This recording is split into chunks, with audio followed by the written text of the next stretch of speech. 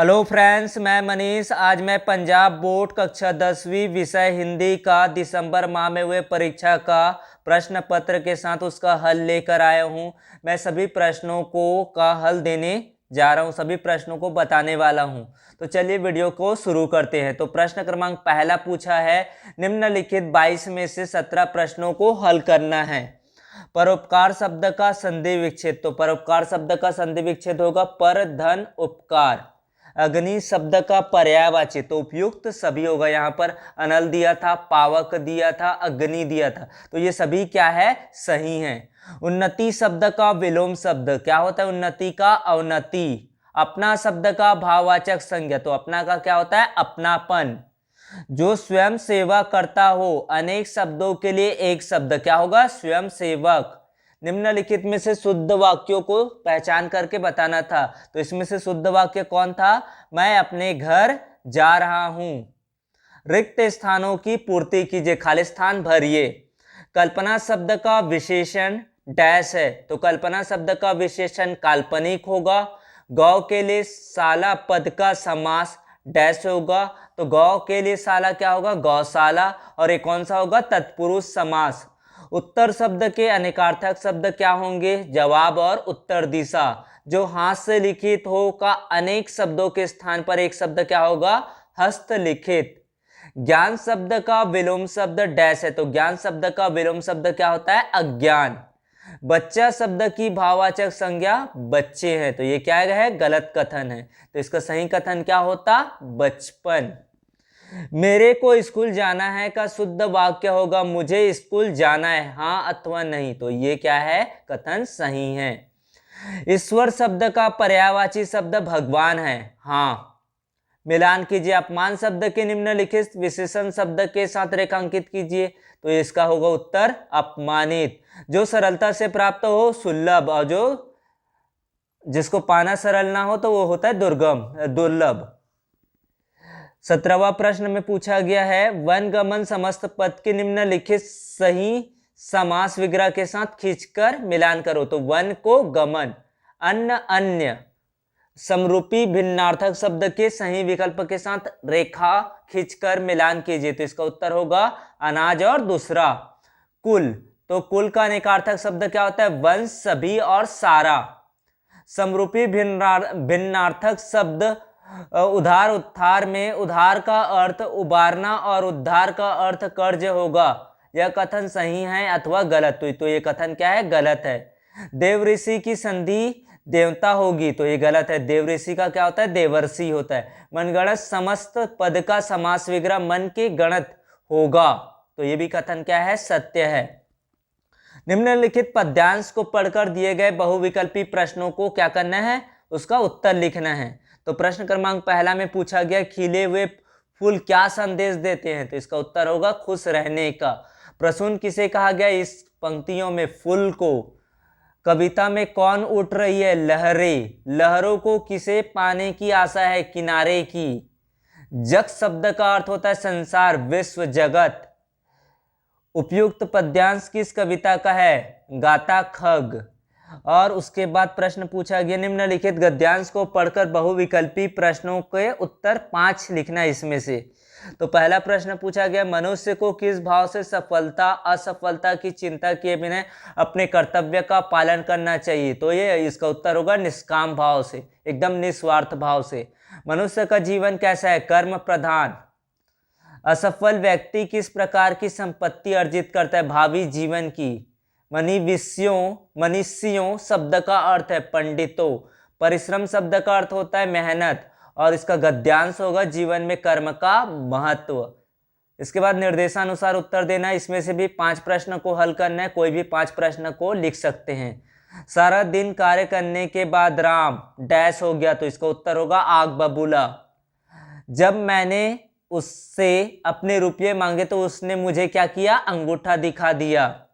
वह चोरी के मामले से छुटकर आया ही था, हेरा फेरी के मामले में फंस गए। इसे कहते हैं आसमान से गिरा खजूर में अटका। दौड़ धूप करना मुहावरे का अर्थ है, तो इसका उत्तर होगा अत्यधिक प्रयास करना। दूध का धुला, बिल्कुल निष्पक्ष यानी कि निष्कलंक। जो गरजते हैं बरसते नहीं, तो सीखी मानने वाले व्यक्ति कुछ नहीं करते हैं। जोते हल तो होवे फल, तो इसका उत्तर होगा मेहनती व्यक्ति को ही फल की प्राप्ति होती है।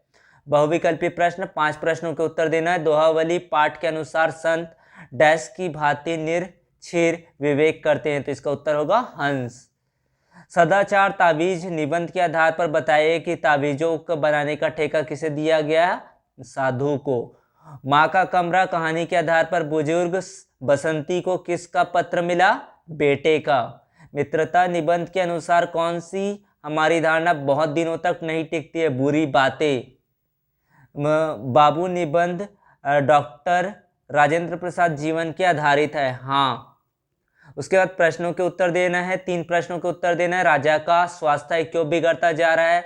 तो राजा क्या था? राजा अपने राज्य में हर तरफ फैले भ्रष्टाचार से क्या था? बहुत ही परेशान था। उसके मंत्री ना तो भ्रष्टाचार की पहचान कर पा रहे थे और ना ही भ्रष्टाचार को समाप्त करने के लिए ठोस योजना बना रहे थे। दरबारी और विशेषज्ञ राजा भ्रष्टाचार समाप्त करने की कोई उचित उपाय न देकर कागजी योजनाओं का बोझ बढ़ाते रहे थे, इसलिए राजा का स्वास्थ्य लगातार बिगड़ता जा रहा था। लघु कथा एहसास का उद्देश्य क्या है? तो इसे अपने आधार पर लिख सकते हैं। बसंती क्या सोचकर बेटे के साथ शहर आ गई? तो बसंती को अपने पुत्र पर भरोसा था, फिर भी अपने पड़ोसन के डरने से वह मन ही मन क्या था? व्याकुल थी। अगले दिन जब माँ को ले जाने स्वयं कार में लेकर बेटा आया तो जिद के कारण शहर जाने के लिए तैयार हो गया। उसने सोच लिया था कि जो होगा देखा जाएगा। मित्रता निबंध के आधार पर सच्चे मित्र के कौन कौन से गुण बताएं? तो सच्चे मित्र विश्वास के योग्य होना चाहिए, काबिल होना चाहिए, वह उत्तम वैद्य की तरह निपुण और पारखी होना चाहिए, उनमें माँ की कोमलता और धैर्य होना चाहिए, वह सच्चे पथ का प्रदर्शक होना चाहिए, वह बलवान और साहसी होना चाहिए, वह मृदुल पुरुषार्थी श्रेष्ठ और सत्यनिष्ठा होना चाहिए। शल्य से कौन सा महत्वपूर्ण कार्य किया? मैं और मेरा देश के पाठ के आधार पर लिखिए, तो इसे भी अपने पुस्तक के आधार पर लिख सकते हैं।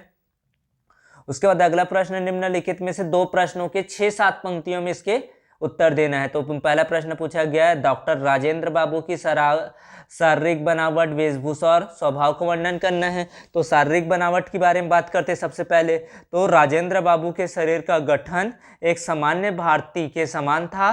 काले घने पर छोटे कटे हुए बाल, चौड़े मुख, चौड़ा माथा, घनी भ्रुकुटियां के नीचे बड़ी, मुख के अनुपात की कुछ भारी नाक, कुछ गोलाई के लिए चौड़े ठुट्ठी, कुछ मोटे सुडौल होठ, श्यामल झाई देता हुआ गेहुआ वर्ण, ग्रामीणों जैसी बड़ी बड़ी मूछें जो ऊपर के होंठ पर ही नहीं नीचे की होंठ पर भी रोमिल बालों का आवरण डाले थी।